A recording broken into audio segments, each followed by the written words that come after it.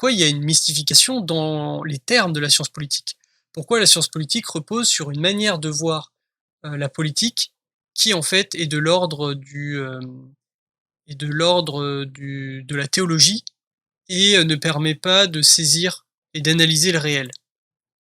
Donc, si je dois donner un exemple, dans, la conscience, politique, au début, il traite de un certain nombre de notions. La souveraineté, la démocratie, l'État, la légitimité, le peuple, heu et enfin, il y en a plein des termes comme ça, voilà, des termes qu'on utilise, tout le temps et il dit: «Ces termes ne veulent rien dire». Par exemple, il dit, bah, tout simplement: «La démocratie ne veut rien dire» au sens où, hem, on ne l'utilise pas pour penser une vraie société démocratique. C'est-à-dire que ce terme aurait du sens si on l'utilisait pour évoquer, de la vraie démocratie.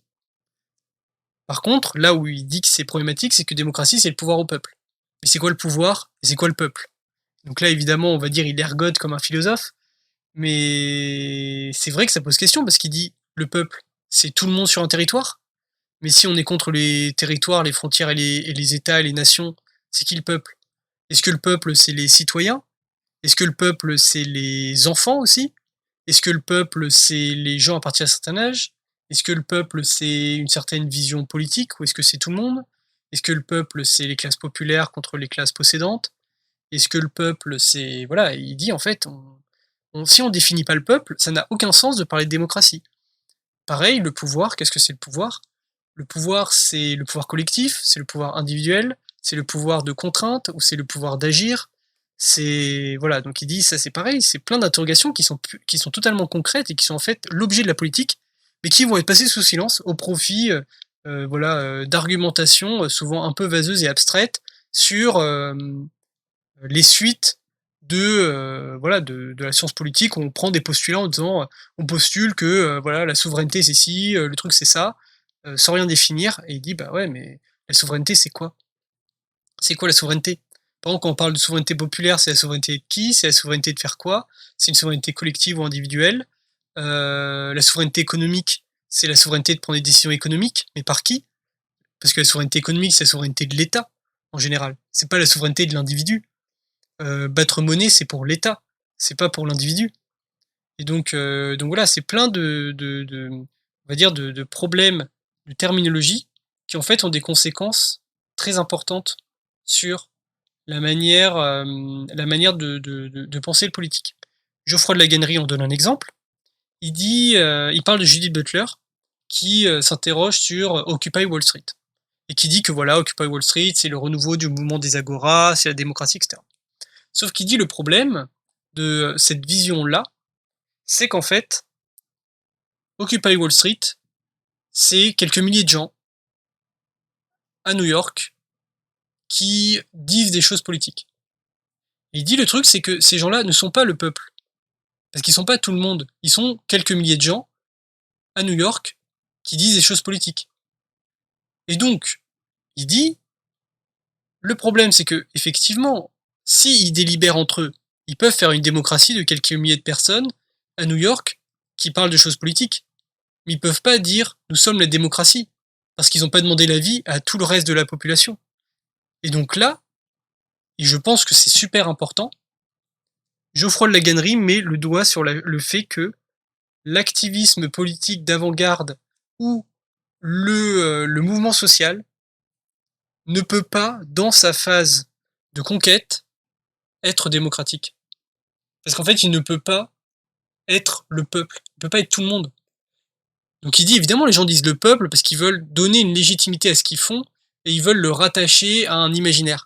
Mais il dit tout ça c'est de la mystification. Les gens qui sont là, ils savent bien qu'ils sont pas tout le monde, même s'il dit certains peuvent le croire. Mais par exemple le fait que même si cette assemblée, enfin même si ce groupe était représentatif de tout le monde, il n'est pas beaucoup plus démocratique que une assemblée de gens qui seraient représentative. C'est-à-dire que c'est pas parce que ces gens-là ont été élus ou n'ont pas été élus, ont été tirés au sort ou n'ont pas été tirés au sort, que ça reste pas une minorité de gens qui prennent des décisions.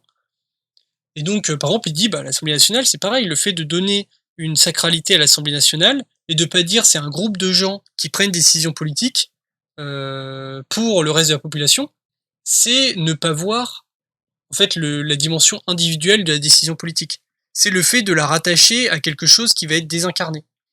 Et donc, là-dessus, dans la conscience politique, on a un exemple. On a un exemple, on a un exemple assez important et qui d'ailleurs renvoie à la justice, c'est le fait de se dire, quand un juge prend une décision, en fait, il la prend en son nom.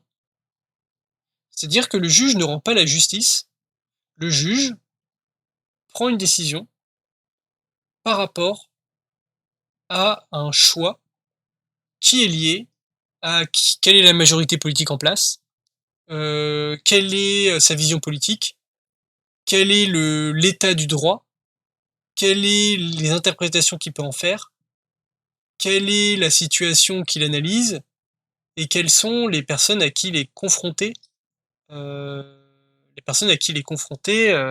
au sein de, par exemple, d'un collège de juges. Et il dit le problème, c'est que en fait, en disant c'est la justice qui a rendu la décision, ou en fait, en donnant une dimension collective, en fait, en responsabilisant de manière collective, mais en déresponsabilisant de manière individuelle, il y a un problème, c'est que le fait de dire qu'une personne prend une décision ne veut pas dire que cette décision n'est pas prise compte tenu de réalités collectives qui s'imposent à elle. Donc là, par exemple, le fait qu'il y a une majorité politique en place qui a une influence sur les décisions prises par les hauts fonctionnaires. Mais par contre, il explique que une fois qu'on a dit ça, une fois qu'on a parlé, une fois qu'on a dit que qu'il y a, on va dire, un cadre qui s'impose aux fonctionnaires, on peut pas dire que les hauts fonctionnaires ne prennent pas des décisions dont ils sont, sur lesquelles ils ont aucune influence. Parce que il prend l'exemple de la justice. Un juge, il peut prendre une décision dans un sens ou dans l'autre, ça le fera pas sauter, en fait. Alors il dit évidemment aussi, il y a des situations où il peut être mis sur le banc, où il peut être mal vu, où il peut ne pas avoir de promotion, etc. Parce que voilà, il y a des choses qui jouent, autres. Mais en soi, dans l'action individuelle des acteurs, il y a également une part active, et cette part active ne peut pas être seulement, euh, on va dire, posée sur la responsabilité collective. Et il prend cet exemple-là parce qu'il dit, on peut pas sinon concevoir l'importance de prendre des positions de pouvoir et d'assumer des positions politiques radicales.